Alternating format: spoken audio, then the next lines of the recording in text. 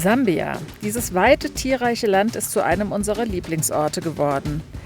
Wir, das sind mein Mann René, ein waschechter Abenteurer und leidenschaftlicher Schrauber, und ich, Yvonne, diejenige, die den Überblick behält, meinen liebenswerten, verrückten Gatten gelegentlich ein wenig einbremst und sich um alles kümmert, was sich in unserem Fahrzeug befindet. Gemeinsam bereisen wir diesen wunderbaren Kontinent bereits seit Anfang 22. Einen schönen guten Morgen. Ich gehe jetzt mal mit euch zum Wasserloch. Heute ist es wunderbar kühl. Die Paviane haben bei unseren Nachbarn schon den Müll geplündert. Und ich bin einfach nur extremst früh wach. Hier wird es immer früher wach. Heute ist schon um 5 Uhr hell geworden. Und ich gucke mal jetzt hier an dem Wasserloch, ob hier irgendwas ist. Heute sind sogar 2 Hippos da. Da drüben, der Stammplatz ist ja besetzt.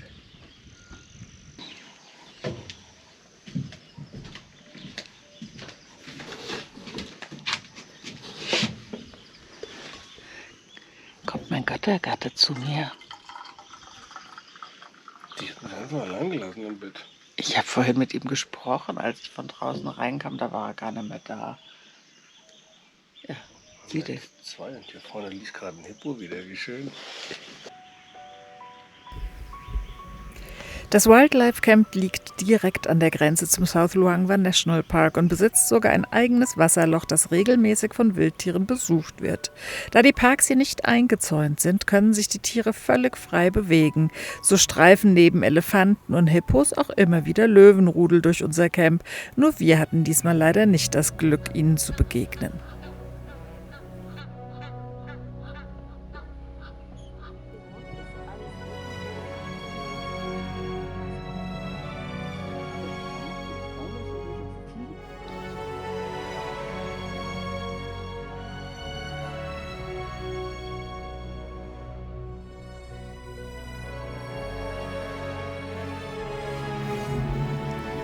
Der Park, der sich hier mit Niedrigwasser in seinem Namensgeber Luangwa präsentiert, gilt als der Geburtsort der Walking-Safaris, also Wanderungen innerhalb des Parks begleitet von einem bewaffneten Ranger. Leider gab es kurz vor unserem Besuch hier einen tödlichen Zwischenfall, bei dem 2 Touristinnen von einem Elefanten niedergetrampelt wurden, also vielleicht doch nicht ganz so die gute Idee.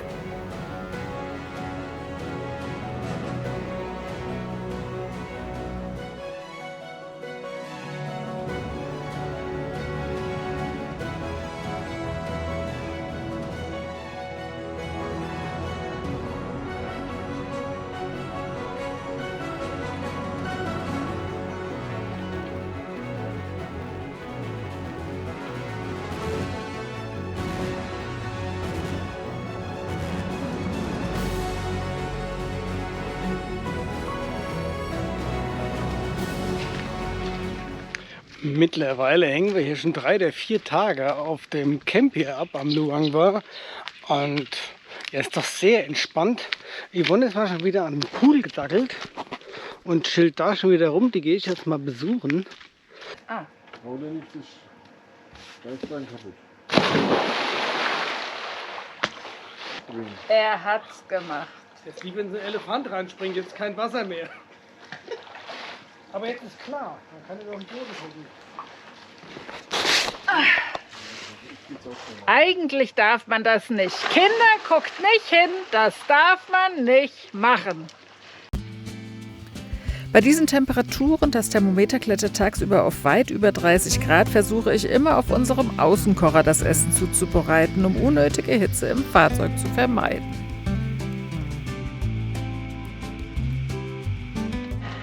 Seht ihr das da draußen? Da ist gleich ein grandioser Sonnenuntergang und mein Mann geht schon ins Bett. Ein absoluter Mistjob bei 38 Grad hier oben im Alkoven, unser Moskitonetz mal wieder hier zu implementieren.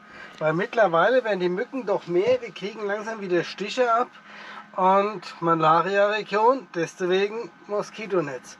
Aber ja, ich bin jetzt hier mit meinen Kochvorbereitungen fertig. Ich gehe jetzt gleich raus und trinke meinen Gin Tonic. Und wir zelebrieren unseren letzten Abend mit unseren Nachbarn, die verschwunden sind. Susanna und Stefan. Guckt euch das doch mal an. Kein Lüftchen bewegt sich, aber die Farbpracht ist phänomenal.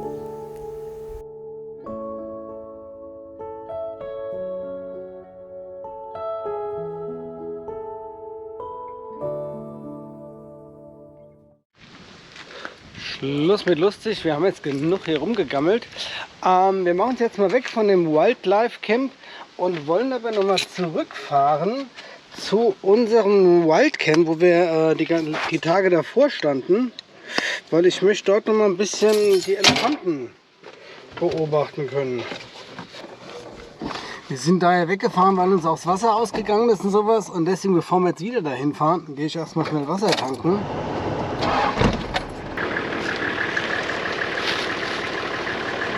Jetzt zeige ich euch mal, wer der ganz große Abenteurer und mutige Typ ist.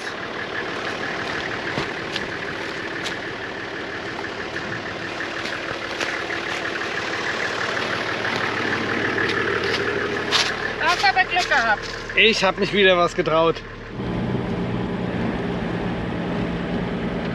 Wir versuchen jetzt hier gerade unsere alte Spur wiederzufinden. Here we are.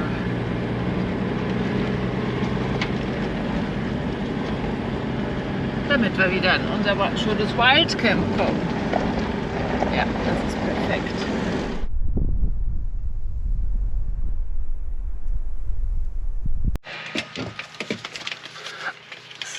Sie sind da, sie sind da. Wenn man sich auf eins verlassen kann, dann auf die Elefanten hier auf unserem Wildcamp. Wir sitzen hier die ganze Zeit. Ich habe gerade Mittagsschlaf gehalten und haben gearbeitet, weil draußen ist super heiß. Und dann gucken wir jetzt raus, haben die ganze Zeit immer mal kontrolliert. Da hinten ist wieder alles voll mit Affen und Warzenschweinen. Die waren vorhin auch noch nicht da, denen war auch zu heiß.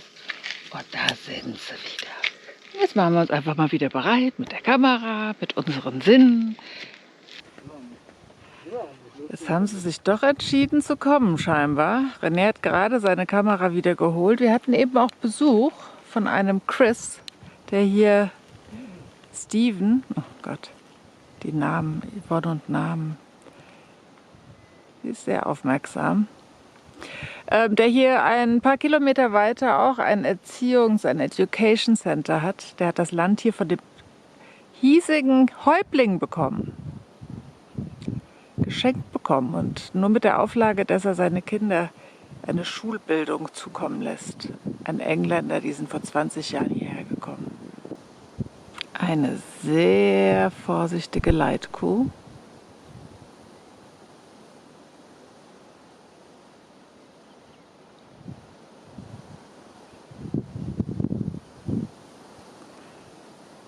Man muss auch sagen, der Wind kommt hinter uns, das heißt, die riecht uns auch.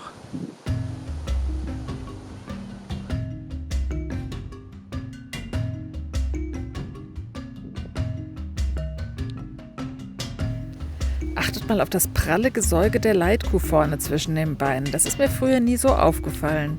Elefanten säugen ihre Kälber übrigens bis zu 4-5 Jahren, wobei bereits nach 6 Monaten feste Nahrung wie Blätter und Gras dazukommt. Der junge Bulle hier vorne im Bild soll schon circa 1 Jahr alt sein. Das hatte uns Steven gesagt. Der Platz enttäuscht uns wieder nicht. Am Nachmittag kommt eine riesige Elefantenherde auf uns zu. Die Tiere scheinen ihre festen Wege zu gehen, denn gefühlt hatten wir die große Herde schon in der vergangenen Woche gesehen.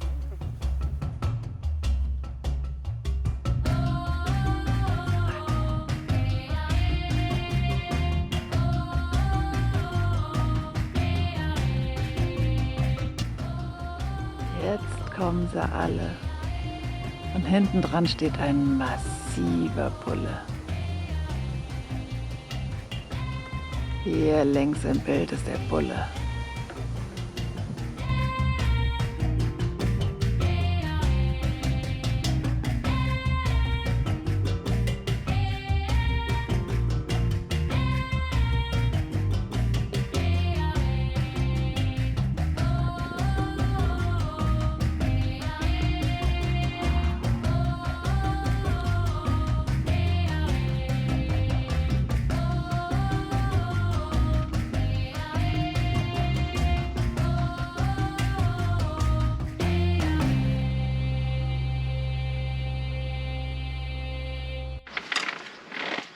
hat es gerade hinter uns ein wildes Geräusch gemacht. Jetzt muss ich mal gucken, was da los ist.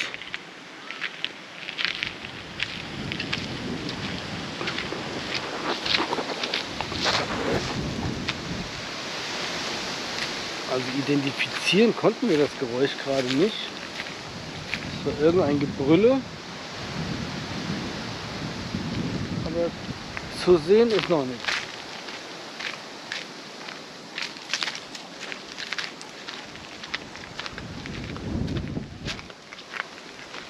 Ich kann nichts sehen.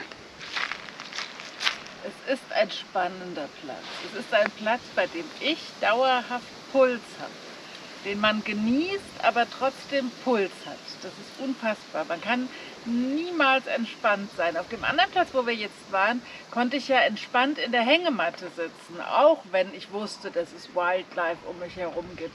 Hier kann ich noch nicht mal entspannt im Stuhl sitzen, aber es ist positiv spannend. Das ist echt Wahnsinn. Aber Puls ist da. Und Steven, den wir eben kennengelernt haben, der hat ja auch gesagt, also hier gibt es ja auch alles Schleichtier rum. Hier sind Wildhunde, Löwen, Hyänen, also ich sag mal, das volle Programm an Wildlife gibt es hier. Während er weiterhin kämpft und wir eigentlich uns jeweils den Rücken frei halten wollen, möchte ich euch nur mal verdeutlichen, ich muss immer doppelt aufpassen. Ich muss auf den aufpassen, ich muss auf mich aufpassen. Im Hintergrund sind Geräusche. Der zuckt immer noch nicht mal bei den Geräuschen. Ich beobachte dich hinten mit der Kamera. Da lügt er. Er lügt. Er ist echt so ein Pinocchio. Die Nase auch jedes Jahr größer. Aber dafür kann er solche Bilder einfangen. Und so bekommt ihr zumindest einen kleinen Eindruck von diesem magischen Ort. Jetzt wie immer unser kleiner Aufruf. Wenn euch unsere Filme gefallen, empfehlt uns gerne weiter, lasst uns ein Abo, ein Like und viele Kommentare da. Damit helft ihr unserem Kanal weiterhin zu wachsen und erhöht gleichzeitig unsere Motivation für euch weiterzumachen.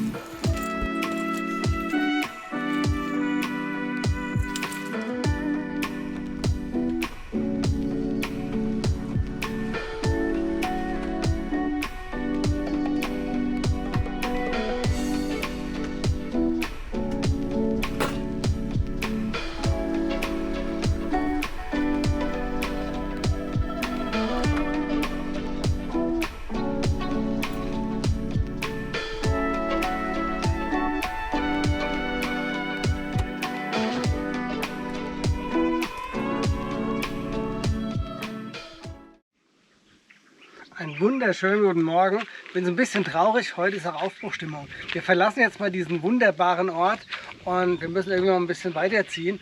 Aber wir haben noch eine kleine Nummer, weil so 1,5, 2, 3 Kilometer entfernt haben wir ja Kevin kennengelernt, der die Tage schon mal Steven kennengelernt, der die Tage schon zweimal hier gewesen ist und der betreibt mit seiner Frau Anna, betreibt der dort so eine Art Schulprojekt. Und das gehen wir uns jetzt noch mal angucken und danach fahren wir aber weiter. Bevor wir fahren, zeige ich euch jetzt nämlich gleich noch mal kurz eine Stelle. Wir haben heute Nacht ja, ich drehe mich mal kurz um, da ist unser Auto. Hier seht ihr diese Abbruchkante. Und heute Nacht ist ja fast Vollmond gewesen und Elefanten kamen hier entlang. Du hast sie wunderbar gesehen. Und einer kam bis exakt hier, dieser Strauch hier war, der stand da unten und hat, also die haben sich ganz viel Zeit gelassen. Ich bin ja sehr entspannt, wenn ich im Auto bin, aber dann kam der hier hin und hat immer so seinen Rüssel hochgehoben und hat uns gerochen. Und dann bin ich an unser Küchenfenster, was ihr hier hinten seht, gegangen, weil mein Mann war gestern kein ordentlicher Hausmann, der hat nicht gespült und unser ganzes Essen lag da noch, was halt noch übrig war, beziehungsweise was er so danach gerochen hat und Brot lag rum.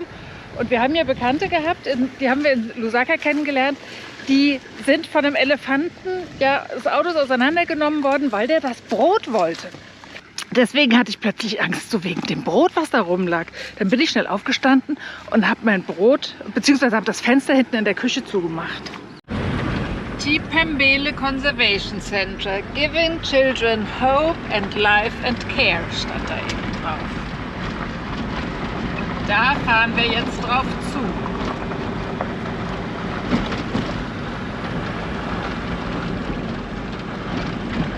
So 27 Jahre her ist es, dass sie das hier angefangen haben. Und er hat die ersten 3 Jahre mit seiner Frau Ann da hinten in den Bäumen in einem ganz einfachen Buschhaus gelebt. Mit einem Hund, was hat er eben noch gesagt? 2 Warzenschweinen, einem Pavian und 2 grünen Meerkatzen. Und dann haben sie hier mit Entwicklungshilfe, Unterstützung dieses Projekt halt richtig gestartet. Sie haben ja das Land von dem König, dem der ganze Grund hier gehört, geschenkt bekommen. For free. Und das ist die Aussicht, die man hier hat. Wow. Das ist das Luangwa-Tal. He died of sleeping sickness. So. That's him, that's Boo. So, hier ist der Tierfriedhof von denen. Und er erzählt uns hier echt sehr, sehr interessante Geschichten. 27 Jahre leben sie hier. Und diese Mauer um das Haus haben sie gemacht, weil sie auch mal ein Baby-Hippo hatten. Muss noch mal nachfragen, wie der hieß. Und der wurde auch immer von den großen Hippos hier gejagt und ist immer auch quer durchs Haus und hat dann alles zerstört. Und irgendwann mussten sie halt diese Mauer machen, weil das Hippo zu groß wurde. Sie mussten den aber dann auch irgendwann versetzen, hat er nämlich gestern erzählt, weil er dann anfing, aggressiv den Locals hier gegenüber zu sein. Und dann mussten sie ihn wegbringen. Wir kamen uns vor, als hätten wir einen Zeitsprung gemacht und wären inmitten unseres Lieblingsfilms Hatari aus den 60ern wieder erwacht. Die 2 haben sich mittlerweile ein wunderschönes Haus erschaffen, das voll mit Artefakten, Fossilien und sonstigen Kunstgegenständen vollgestopft ist. Und auch deren Lebensgeschichte klingt alles andere als langweilig. Wurde neben dem Hippo diverse Warzenschweinen auch 2 Elefanten großgezogen und dann wieder ausgewildert. Wir bekommen eine ausführliche Führung über das ganze Gelände und erhalten einen kleinen Einblick in deren Leben. Schaut auch mal rein und stöbert auf deren Homepage. Da gibt es sicherlich einiges zu erkunden.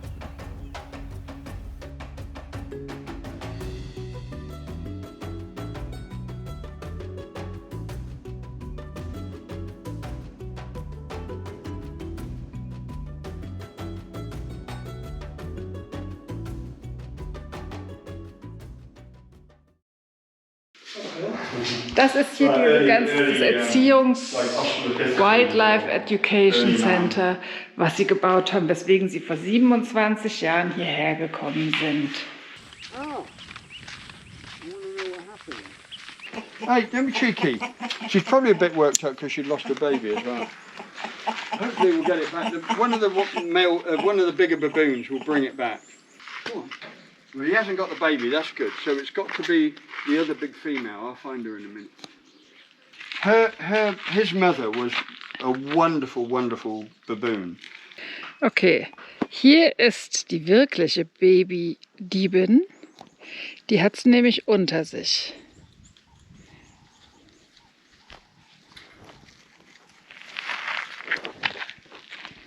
Und das will er ihr wieder abnehmen. Das ist das Baby von dem Affen im Käfig. Jetzt füttert er sie und versucht sie...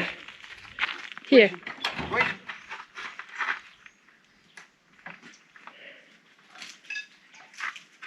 Go on, Mice. She knows what I'm trying to do. But she won't want anybody else to take the banana, so hopefully she'll...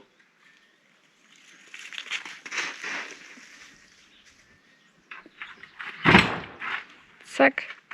Drin ist sie. And now? She won't... What are you doing now?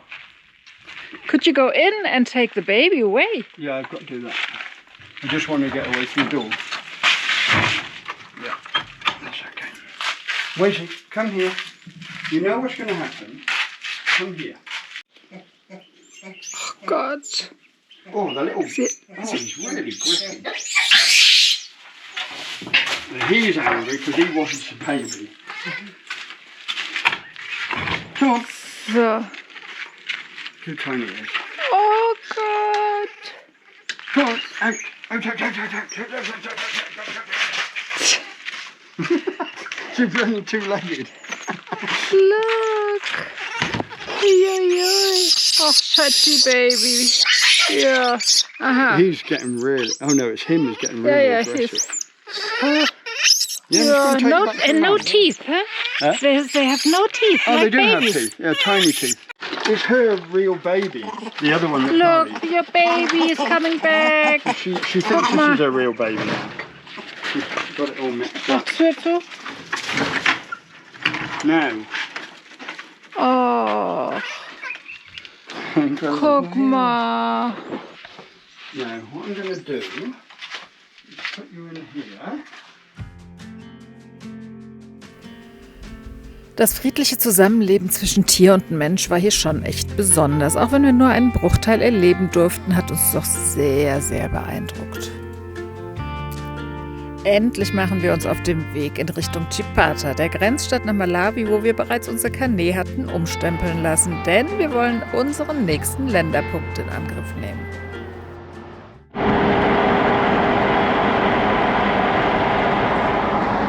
Mit der untergehenden Sonne schaffen wir es gerade so nach Chipata reinzukommen. Gar nicht mehr. Mein Mann tut schon der Bobo weh, der fährt noch gar nicht so lange Auto. Ich habe gerade geguckt, jetzt ist 2,5 Stunden am Steuer. Das kommt mir Achtung. vor wie 8. Da nehmen wir euch jetzt mit, genau, nehmen wir euch kurz mit. Fleisch. Also genau, das ist hier in diesem Abschnitt rund um Chipata. Das sind, hier werden 2 lebende Schweine transportiert. Die sind doch immer ganz brav. Die machen keinen Mucks, die sind so verschnürt, so werden hier die Tiere transportiert. Schweine, Ziegen haben wir schon mehrfach gesehen. Bis jetzt war mir noch nie gelungen, dass ich das auch dann gleich festhalten konnte. Ist mir jetzt gelungen. Yippie! Ich hoffe, ihr konntet das auch sehen.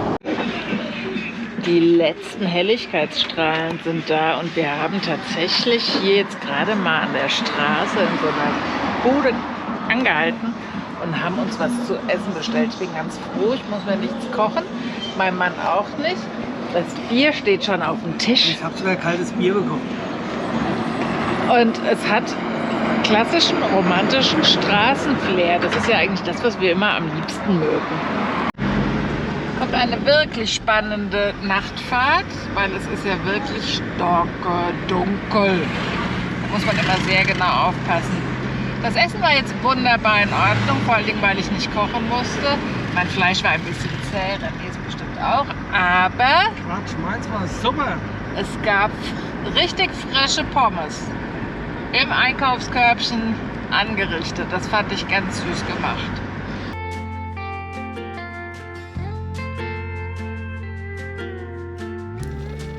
Vor einem Grenzübertritt muss man in der Regel alle Kräfte sammeln, denn der kann lange dauern. Also erstmal den Tag ganz gemütlich beginnen.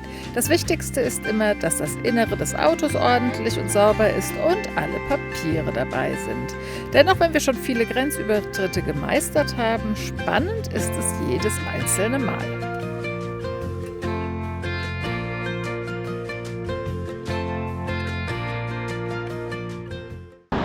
Wir danken euch für die Aufmerksamkeit in dieser Woche, können euch immer nur wieder dazu animieren, lasst uns ein Like, einen Kommentar, einen Daumen hoch da, weil all das hilft ja unserem Kanal weiterhin beim Wachsen. Wenn ihr unsere Reise ein bisschen unterstützen möchtet, seht ihr den Link unterhalb unserer Videobeschreibung oder in der Bio. Und seit neuestem haben wir sogar eine Kanalmitgliedschaft. Genau, da könnt ihr auch natürlich gerne beitreten und beim Durchfahren eines ganz gemeinen Potholes sagen wir. Und als Belohnung zeige ich euch jetzt nochmal einen schönen Land Rover mit dem Wasserkanister im Kühler vorne. Er zeigt ihn euch. Wir sagen Tschüss und Bye-bye. Bis nächste Woche. Okay, tipptopp.